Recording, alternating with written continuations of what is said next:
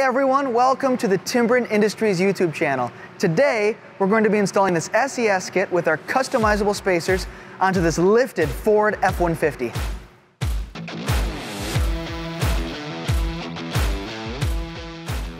You've lifted your Ford F-150 just slightly, about 2 inches, and it looks great. But now you've decided to tow a heavy trailer or fifth wheel. You've noticed how your truck squats under the extra heavy load. You installed an SES kit to fix the problem, but your Ford F-150 still squats. Here's how to install a spacer kit. These are the tools needed to get the job done today.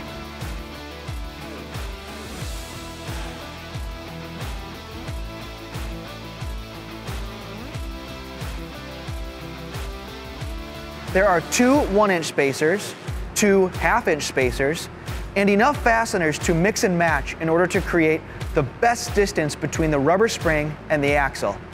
Bolt them to the SES kit between the bracket and the rubber spring.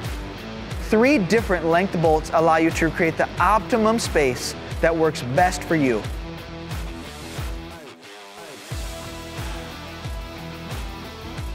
Raise your vehicle, allowing the axle to hang freely. Choose the appropriate spacer to use to achieve desired ride height. Assemble the rubber spring and bracket with the appropriate spacer as shown in the adjacent diagram. Mount the assembly using the supplied fasteners. Tighten bolts to 30 to 35 foot-pounds, then lower your vehicle. You're all set.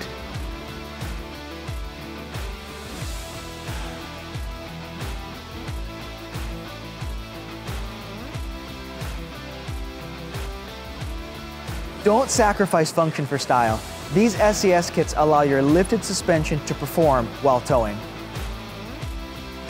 And that's how you install our Timbren SES kit using our customizable spacers. See you next time.